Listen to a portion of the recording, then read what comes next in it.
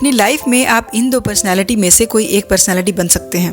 पहला वो इंसान जो रूम में एंटर करता है और बोलता है, हेलो एवरीवन, मैं आ गया। इन लोगों को दुनिया में ज़्यादा पूछा नहीं जाता और ज़्यादातर इन्हें बेवकूफ़ी बनाया जाता है। और दूसरे होते हैं वो लोग जो रूम में एंटर करते हैं और रूम में बैठे सारे लोग एक्साइटेड होकर चिल्लाने लगते हैं कि फाइनली ये आ गया। तो ये वो लोग हैं जिनका सब इंतज़ार करते हैं। कम्युनिकेशन स्किल्स वो स्किल्स हैं जो आप चाहे स्टूडेंट्स हों, बिजनेसमैन हों या फिर एम्प्लॉयज़ हों, हर किसी को ये सीखना ज़रूरी होता ही होता है। चाहे वो आपकी प्रोफेशनल लाइफ हो या फिर पर्सनल लाइफ, आप तभी अपना इंप्रेशन डालकर आगे बढ़ सकते हैं जब आपकी कम्युनिकेशन स्किल्स अच्छी हों और किसी से भी बात करने में आप माहिर होते हैं और कॉन्फिडेंट रहते हैं।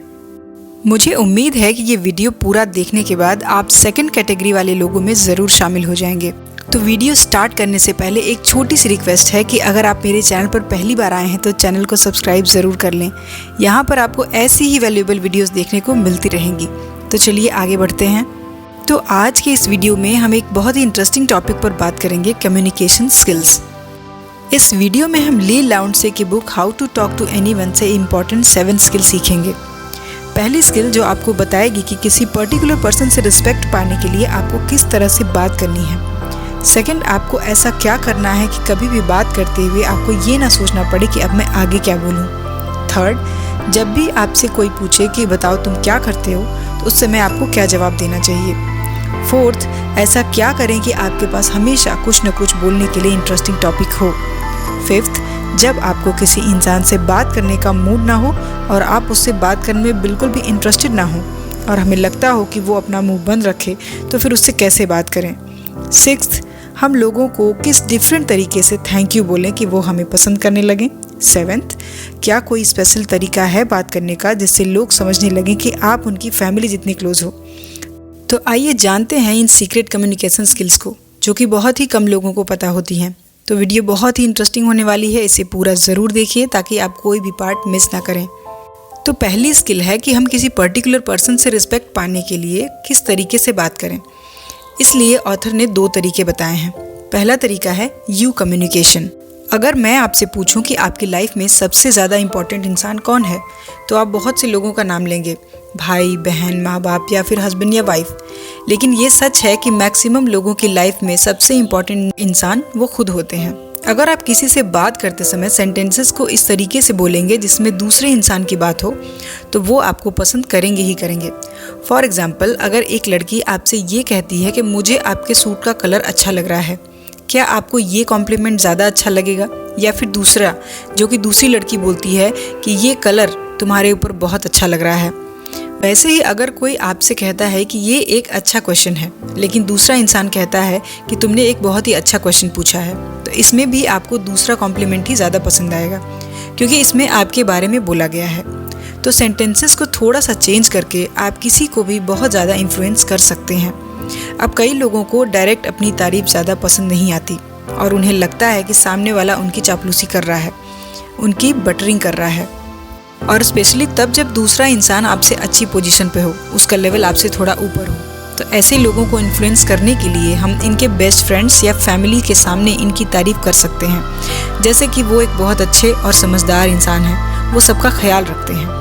अब जब आपकी ये तारीफ किसी और के थ्रू उस पर्सन तक पहुंचेगी तो आप उसको और ज़्यादा इन्फ्लुएंस कर देंगे, क्योंकि मोस्टली लोग पीठ के पीछे तो बुराई ही करते हैं। बहुत ही कम लोग हैं जो तारीफ करते हैं, और अपनी अच्छाई सुनकर दूसरा इंसान आपको एक अच्छा इंसान समझेगा। नेक्स्ट टेक्निक कहती है कि ऐसा क्या करें कि आपको कभी बात करते हुए ये ना सोचना पड़े कि मैं अब आगे क्या बोलूँ। कई बार ऐसे बहुत से मोमेंट्स आते हैं जब हमारे पास बात करने के लिए कुछ नहीं होता, क्योंकि उस टॉपिक के बारे में हमें ज़्यादा कुछ पता नहीं होता और हम बस हाँ करते रहते हैं। तो नेक्स्ट टाइम अगर आप ऐसी किसी सिचुएशन में फंस जाओ, तो ऑथर ने अपनी बुक में एक बहुत ही अच्छी टेक्निक बताई है जिसे कहते हैं पैरटिंग टेक्निक। इस टेक्निक में हमें तोते की तरह दूसरे इंसान के लास्ट के 3 वर्ड्स को एक अलग इंप्रेशन के साथ रिपीट करना होता है। इसे हम बुक में दिए गए एग्जाम्पल से समझने की कोशिश करते हैं। बुक में ऑथर बताती हैं कि उनका एक फ्रेंड है, फिल, जो कि उन्हें हमेशा एयरपोर्ट से अपनी कार में उनके घर वापस छोड़ता है, लेकिन वो हर बार इतनी थकी हुई होती हैं कि वो उसकी कार में सो जाया करती हैं और उनके फ्रेंड को एक ड्राइवर की तरह फील होता है। लेकिन इस बार ऑथर ने एक अलग टेक्निक सीखी थी और उसका यूज़ किया, पैरेटिंग टेक्निक। जब इस बार फिल उन्हें लेने आया तो वो उसकी कार में फ्रंट सीट में बैठ गई और उसे लगा कि हर बार की तरह इस बार भी वो सोने ही वाली हैं। लेकिन ऑथर ने उससे पूछा कि वो कहाँ से आया है। उसने कहा वो थिएटर से आ रहा है। तो ऑथर ने भी रिपीट कर दिया, ओह थिएटर से। फिल ने कहा हाँ बहुत अच्छा शो था। इस पर ऑथर ने दोबारा पैरेटिंग की, अच्छा शो था। इस बार दोबारा फिल ने कहा हाँ स्टीफन का शो था, स्वीनी टॉड। ऑथर ने दोबारा कहा वाओ स्वीनी टॉड।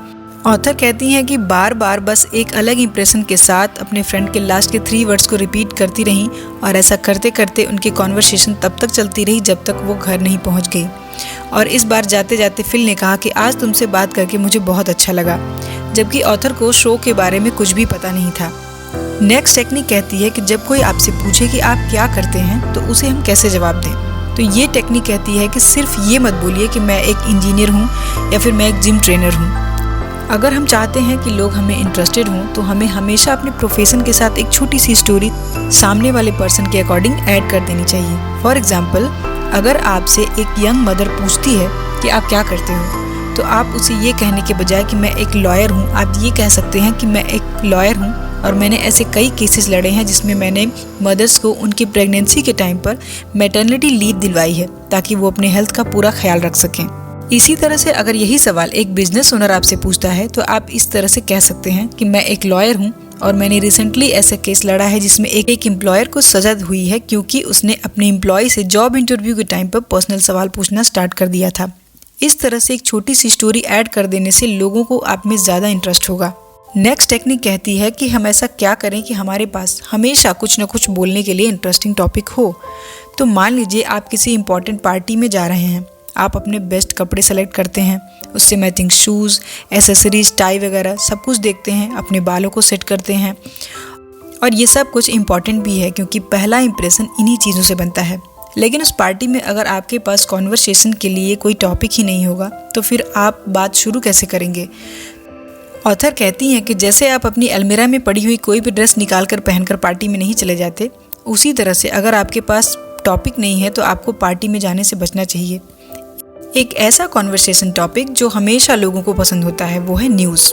पार्टी में जाने से पहले सिर्फ 15 मिनट इम्पॉर्टेंट न्यूज़ के बारे में जानने के लिए इन्वेस्ट कीजिए, जैसे कि स्पोर्ट्स न्यूज़, फुटबॉल, क्रिकेट या फिर कंट्री में क्या मेजर डिजास्टर हो रहे हैं, स्टॉक मार्केट में क्या चल रहा है, मोदी गवर्नमेंट ने कौन सा नया बिल पास किया है।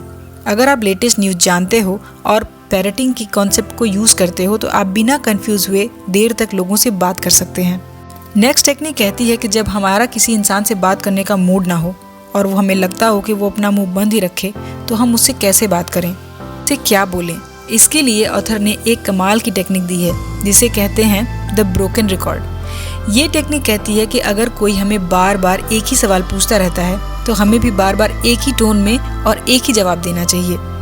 फॉर एग्जाम्पल, अगर आप और आपकी गर्लफ्रेंड एक ही ट्यूशन क्लासेस में पढ़ते हैं लेकिन अब आप लोगों का ब्रेकअप हो गया है और पार्टी में आपको अपनी एक्स गर्लफ्रेंड की कोई फ्रेंड मिलती है और वो बोलती है कि क्या तुम लोग अभी भी सेम ट्यूशन में पढ़ते हो, तो आप कह सकते हो कि हाँ हम अभी भी सेम ट्यूशन में पढ़ते हैं और अभी हम अपनी पढ़ाई पर ध्यान दे रहे हैं।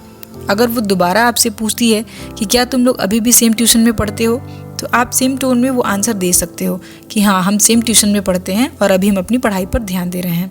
अगर वो आपसे और इन्फॉर्मेशन निकलवाने की कोशिश करे और दूसरी तरह से सेम चीज़ पूछे तब भी आपको सेम टोन में सेम जवाब देना है, बिल्कुल एक टूटी हुई सीडी की तरह जो बार बार एक ही जगह पर अटक कर एक ही सॉन्ग को बार बार रिपीट करती रहती है। नेक्स्ट टेक्निक है कि हम लोगों को किस डिफरेंट तरीके से थैंक यू बोलने कि लोग हमें पसंद करने लगें।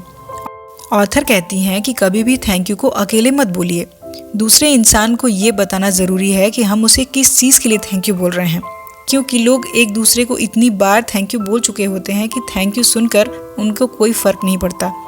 तो हमेशा थैंक यू को किसी रीज़न के साथ बोलिए। For example, thank you for coming, thank you for being so understanding, thank you for waiting, thank you for being such a nice person, etcetera. Next technique कहती है कि वो स्पेशल बात करने का कौन सा तरीका है जिससे लोग समझने लगें कि आप उनकी फैमिली जितने क्लोज हो। क्या आपके साथ कभी ऐसा हुआ है कि आप किसी से पहली बार मिले हों और आपको लगा हो कि शायद आप पहले से ही एक दूसरे को जानते हैं या फिर ओल्ड फ्रेंड्स हैं। देखिए, इसे लोकल लैंग्वेज में बहुत कुछ कहा जाता है, जैसे इंस्टेंट रैपर्ड, केमिस्ट्री, क्लोजनेस। लेकिन साइंस में बहुत सारे एक्सपेरिमेंट भी हुए हैं जिनसे पता चलता है कि बहुत क्लोज इंटीमेसी का रिजल्ट एक्कोइंग होता है। यानी जब हम किसी पर्सन की वोकैबुलरी को, उनके टोन को कॉपी करने लगते हैं तो लोग हमें अपनी ज़्यादा करीब समझने लगते हैं। फॉर एग्जाम्पल, अथर कहती हैं कि अगर आप किसी पार्टी में हैं और कोई आपसे बोलता है कि मैं प्रोफेशन से वकील हूँ, तो आप भी प्रोफेशन वर्ड का यूज़ कर सकते हैं कि मैं प्रोफेशन से इंजीनियर हूँ, ना कि मैं एज ए इंजीनियर जॉब करती हूँ। आप सोच रहे होंगे कि इस छोटी सी चीज़ से क्या होगा, मगर ये बहुत ही डीप कॉन्सेप्ट है और जो लोग NLP यानी न्यूरो लिंग्विस्टिक प्रोग्रामिंग के बारे में जानते हैं वो ये एक्कोइंग का कॉन्सेप्ट बहुत अच्छे से समझते हैं। एक और एग्जांपल ले लेते हैं। जिस कमरे में इंजीनियर काम करते हैं वो उसे ऑफिस बोलते हैं। जिस कमरे में एडवर्टाइजिंग वाले काम करते हैं वो उसे एजेंसी बोलते हैं। बुक पब्लिशिंग वाले अपने कमरे को पब्लिशिंग हाउस बोलते हैं और रेडियो जॉकी अपने कमरे को स्टेशन बोलते हैं। एक लॉयर अपने कमरे को फर्म बोलता है। अगर आप इन लोगों को इन्फ्लुएंस करना चाहते हैं तो उन्हीं की वोकैबुलरी को यूज़ कीजिए। तो दोस्तों, इस वीडियो में हमने कम्युनिकेशन स्किल्स को बढ़ाने के लिए 7 मेथड्स देखे, जिसमें सबसे पहला था कि किसी पर्टिकुलर पर्सन से रिस्पेक्ट पाने के लिए किस तरीके से बात करनी चाहिए। उसके लिए हमने 2 मेथड देखे, जिसमें पहला मेथड था यू कम्युनिकेशन, यानी हमेशा पॉजिटिव कमेंट्स में टारगेटेड पर्सन का जिक्र कीजिए। सेकंड था, हो सके तो अपने टारगेटेड पर्सन को उनके क्लोज फ्रेंड्स या रिलेटिव्स के सामने तारीफ करें। नेक्स्ट था कि ऐसा क्या करें कि आपको कभी भी बात करते हुए ये ना सोचना पड़े कि अब मैं आगे क्या बोलूं। इसमें हमने पैरेटिंग टेक्निक देखी थी, जिसमें हमें सामने वाले के लास्ट के 3 वर्ड्स को अलग एक्सप्रेशन के साथ रिपीट करना सीखा। नेक्स्ट देखा था कि जब कोई आपसे पूछे कि आप क्या करते हैं तो हमें इंटरेस्टिंग साउंड करने के लिए अपने प्रोफेशन के साथ एक छोटी सी स्टोरी भी ऐड कर देनी चाहिए। नेक्स्ट, अगर हम चाहते हैं कि हमारे पास हमेशा कुछ न कुछ इंटरेस्टिंग टॉपिक हो बोलने के लिए, तो हमें लेटेस्ट न्यूज़ के 2-3 टॉपिक को हमेशा देखकर रखना चाहिए ताकि कॉन्वर्सेशन जल्दी स्टार्ट हो सके। नेक्स्ट था, जब आपका किसी इंसान से बात करने का मूड ना हो और आप ये सोच रहे हो कि वो अपना मुंह बंद रखे, तो अच्छा है कि हम ब्रोकन रिकॉर्ड टेक्निक का यूज़ करें, यानी बार बार सेम टोन में सेम आंसर दें।